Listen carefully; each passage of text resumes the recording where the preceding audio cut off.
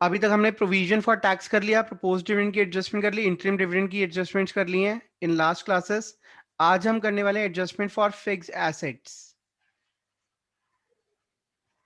ठीक है, fixed asset से रिलेटेड जितनी भी ट्रांजेक्शन होती है जनरली वो इन्वेस्टिंग एक्टिविटीज से रिलेटेड होती हैं। तो आज मैं सबसे पहले आपको सिखाने वाला हूँ फिक्स्ड एसेट अकाउंट बनाते कैसे हैं। ठीक है, नॉर्मली जब हम फिक्स्ड एसेट अकाउंट बनाते हैं तो उसका फॉर्मेट कुछ इस तरीके से होता है, like other normal ledgers. Left side is debit side, right side is credit side. सबसे पहले हम बैलेंसेस लिखते हैं, we write opening balances, balance BD. ठीक है, इसका मतलब क्या है, हमारे पास in the beginning of the year कितनी एसेट्स थी, उसके बाद अगर हमने कोई एसेट खरीदी है तो to bank account, that indicates purchase of asset, जो भी हमने एसेट खरीदी है। ठीक है, बैंक की जगह कई बार अगर हम कोई उधार पे एसेट खरीदते हैं तो यहाँ आ जाता है टू क्रेडिटर्स अकाउंट, क्रेडिटर्स और वेंडर अकाउंट। ठीक है, जिससे भी हमने एसेट खरीदी है बट उसको पैसा नहीं दिया। अब होता क्या है, उसके बाद हम एसेट पे डेप्रीसिएशन चार्ज करते हैं, जिससे एसेट की वैल्यू रिड्यूस हो जाती है। ठीक है, हम एसेट को सेल ऑफ भी करते हैं, सेल ऑफ करते हैं तो यहाँ पर आ जाता है अमाउंट जिस वैल्यू पे हमने उसको सेल ऑफ किया, या फिर उस वेंडर का नाम जिससे हमने पैसा लेना है। ठीक है, जनरली हम एसेट बेचते हैं, अपनी पुरानी एसेट बेचते हैं तो हम उधार पे तो बेचते नहीं है। ठीक है, बट अगर बेचे तो यहाँ वेंडर से आता है, that indicate sale of asset. ठीक है, इसके बाद अगर उस एसेट को बेचने पर हमें कोई नुकसान हुआ है तो वो यहाँ पर आता है by profit and loss account, that indicates loss on cell. और उस अगर उसी एसेट पर हमें प्रॉफिट हो रहा है, मतलब बैंक वैल्यू जो है, जो पैसा हमें मिल रहा है वो ज़्यादा है, तो प्रॉफिट जो है प्रॉफिट एंड लॉस अकाउंट में चला जाता है, that indicates profit on cell.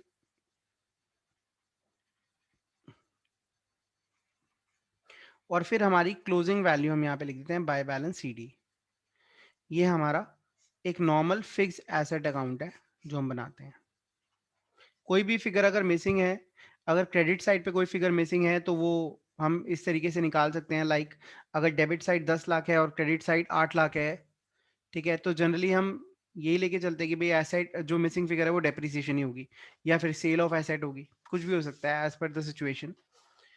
अब मुझे आपको इनके ट्रीटमेंट बताने हैं कि कैश फ्लो स्टेटमेंट की क्या ट्रीटमेंट है। देखिए, ये देखिए, अगर आप कोई एसेट खरीद रहे हैं, यू परचेजिंग एन एसेट, तो एसेट खरीद रहे हैं तो ये इन्वेस्टिंग का आउटफ्लो है, इन्वेस्टिंग का आउटफ्लो है। और आउटफ्लो क्या होता है, माइनस, नेगेटिव। अगर आप कोई एसेट बेच रहे हैं तो वही इन्वेस्टिंग में इनफ्लो है, तो वो प्लस हो जाएगा इन्वेस्टिंग एक्टिविटी के अंदर।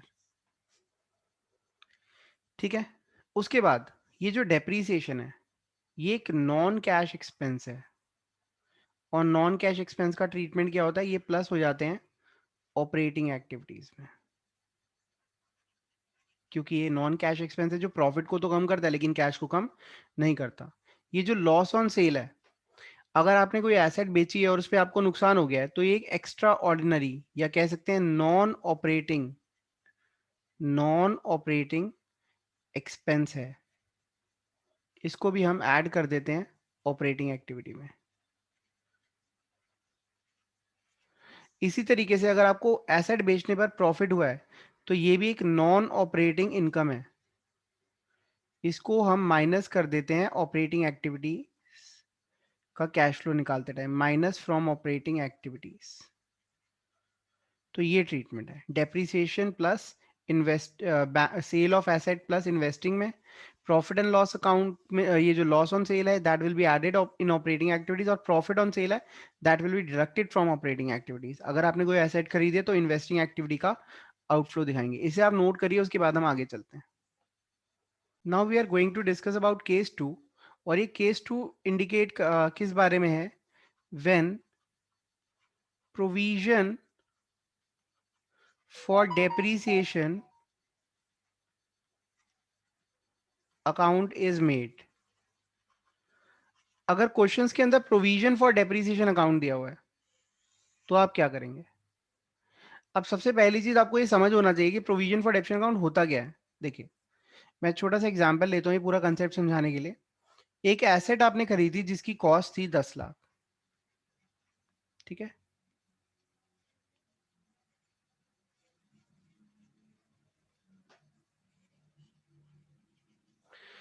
अब क्या हुआ, नॉर्मली क्या होता है, आप डेप्रीसिएशन चार्ज करते हैं 10%, सपोज डेप्रिसिएशन चार्ज करा तो एसेट की वैल्यू कम हो जाती है 1 लाख, और उसके बाद उसकी वैल्यू रह जाती है 9 लाख।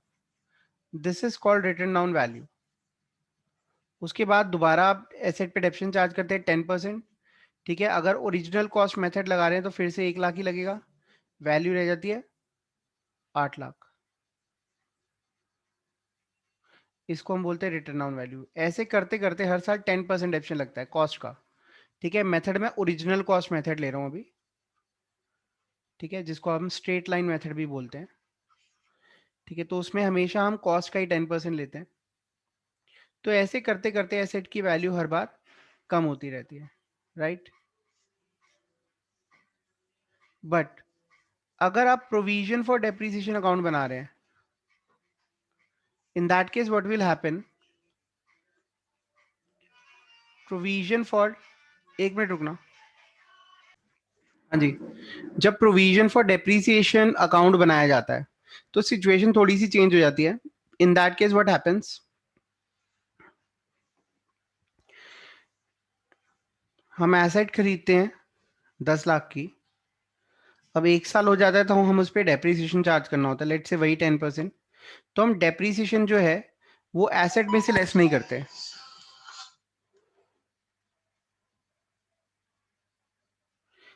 हम जो डेप्रिसिएशन है उसको प्रोविजन फॉर डेप्रिसिएशन अकाउंट में ट्रांसफर कर देते हैं, ठीक है। तो यहां हमने 1 लाख रुपए प्रोविजन फॉर डेप्रिसिएशन, मतलब ये अभी चार्ज करा नहीं है, और हर साल ऐसा ही होता रहता है। हमारा डेप्रीसिएशन भी इकट्ठा होता रहता है, ठीक है। डेप्रीसिएशन फिर 10% लगता है, 1 लाख रुपए।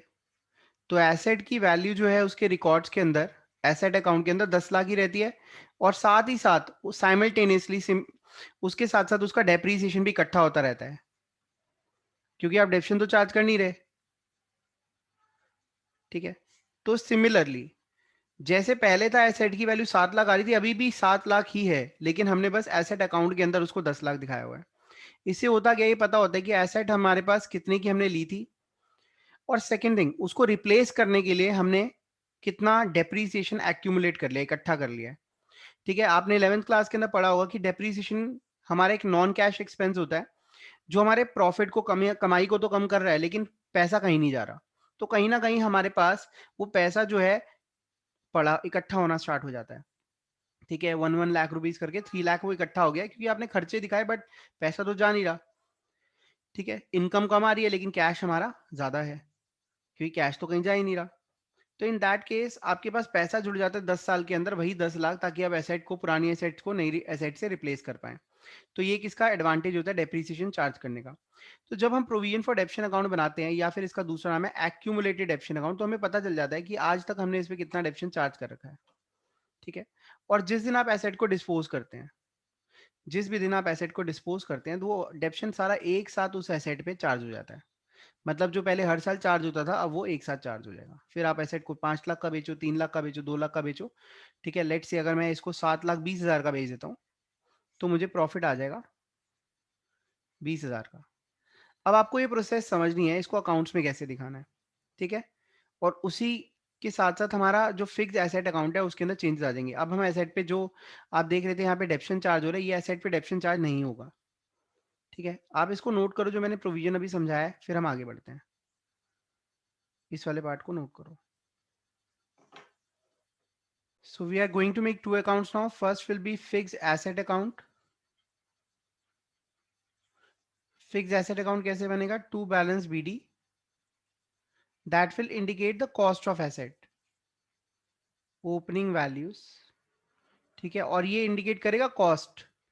पहले जो था वो डेप्रिसिएशन के बाद की फिगर दिखाई जाती थी, लेकिन अब यहाँ पर डेप्रिसिएशन से पहले की फिगर्स होंगी। टू बैंक और vendors, that will indicate purchase of asset, सिर्फ डेप्रीसिएशन में चेंज आएगा। अब यहां पे हम सेल ऑफ एसेट दिखाएंगे पहले, बाय बैंक अकाउंट,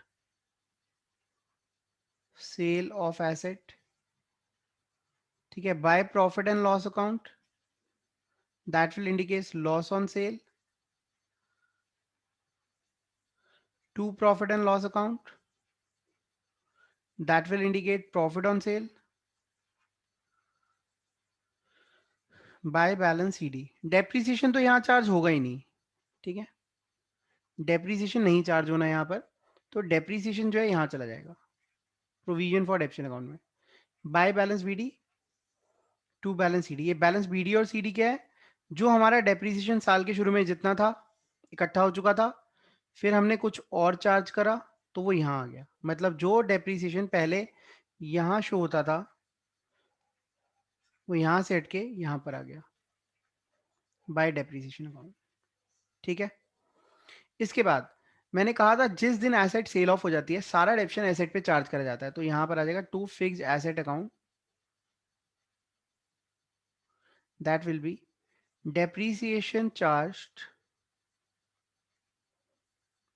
और एक्यूमुलेटेड ऑन एसेट सोल्ड। जो एसेट आप बेच चुके हैं उस पे डेप्शन कितना एक्यूमुलेट था, क्लियर है। लाइक हमने डेप्शन 5 लाख एक्यूमुलेट कर रखा था, इस साल 1 लाख और करा, फिर एक एसेट बिक गई, तो जो एसेट बिकी उसका डेप्रीसिएशन हमने यहाँ पर चार्ज कर दिया फिक्स एसेट पे, ठीक है। लेट से 1.5 लाख रुपए हमने डेप्शन चार्ज कर दिया, तो हमारा क्लोजिंग वैल्यू ऑफ डेप्रीसिएशन आ जाएगा 4.5 लाख। और ये जो हम 1.5 लाख एसेट पे चार्ज कर रहे हैं ये एसेट पे यहाँ चार्ज हो जाएगा by provision for depreciation account, जो इकट्ठा करा हुआ था डेप्शन वो सारा यहाँ चार्ज हो गया।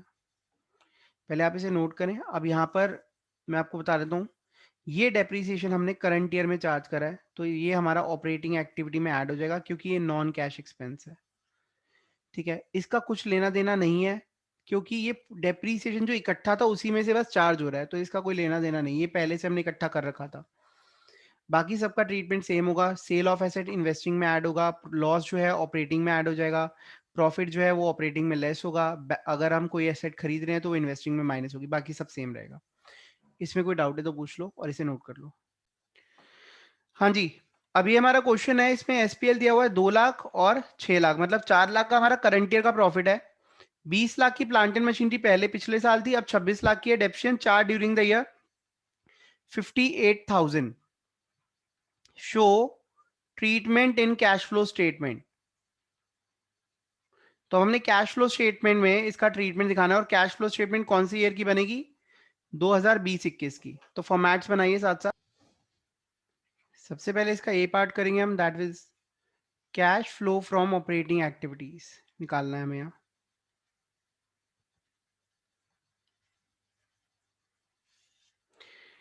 Current year surpluses, current year का सरप्लस आपको तो पता ही हम कैसे निकालते हैं, 2 लाख प्रीवियस ईयर था, अब 6 लाख है, तो 4 लाख हमारा करंट ईयर सरप्लस आ गया, ठीक है। अब हमने करना क्या है, B part is for investing activities.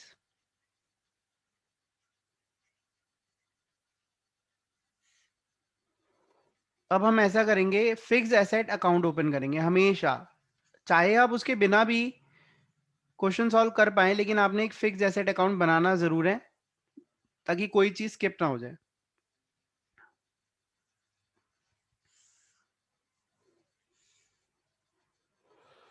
सबसे पहले यहां पर आएगा to balance BD, and balance BD was, balance BD है हमारा 20 लाख और क्लोजिंग बैलेंस है 26 लाख। 20 लाख और बाय बैलेंस सीडी 26 लाख, ठीक है। इसके बाद क्वेश्चन ने कहा था depreciation charge during the year. Charge का मतलब आपने एसेट पे कितना डेप्शन लगाया। क्वेश्चन में ये तो बताया नहीं हुआ कि provision for depreciation account open करना है या नहीं करना, तो यहाँ कहीं कुछ गिवन भी नहीं है, तो हम मानेंगे डेप्शन चार्ज एसेट पे हो रहा है, दैट इज 58,000। 58,000 का हम डेप्शन यहाँ दिखा देंगे। अब देखिए हमारी क्रेडिट साइड का टोटल आ रहा है 26,58,000, जबकि डेबिट साइड का टोटल आ रहा है 20 लाख।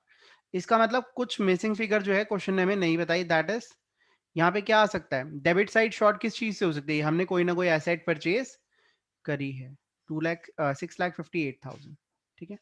तो ये परचेज ऑफ एसेट आ गया, हमने ये एसेट खरीदी है, बैलेंसिंग फिगर दोनों साइड्स का टोटल जो है इक्वल हो जाएगा 26,58,000। तो आपने इस तरीके से वर्किंग नोट बना के दिखाना है, और भी कोई इंफॉर्मेशन हो तो वो भी इसी में दिखानी है। तो अब देखिए यहाँ पर 58,000 डेप्रीसिएशन है, और डेप्रीसिएशन हमारा नॉन कैश एक्सपेंस होता है जिसको हम यहाँ ऐड कर देंगे, डेप्रीसिएशन 58,000। इसके बाद जो एसेट हमने खरीदी है 6,58,000 की, that is an outflow of cash, और वो हमारा इन्वेस्टिंग आउटफ्लो है, तो यहाँ हम दिखाएंगे purchase of plant and machinery minus करके 6,58,000 का नेगेटिव कैश आउटफ्लो। इसमें कोई डाउट है तो पूछ लो। दिस इज द क्वेश्चन आपने सॉल्व करना है। ये 15 लाख एसपीएल पहले था, अब है 14,20,000। लैंड एंड बिल्डिंग पहले 20 लाख थे, अब 2848 है। During the year asset purchase for rupees 15 lakh, during the year asset sold for rupees 5 lakh, book value 6 lakh। ठीक है, इसको फटाफट CFS में दिखाइए, 2 मिनट है।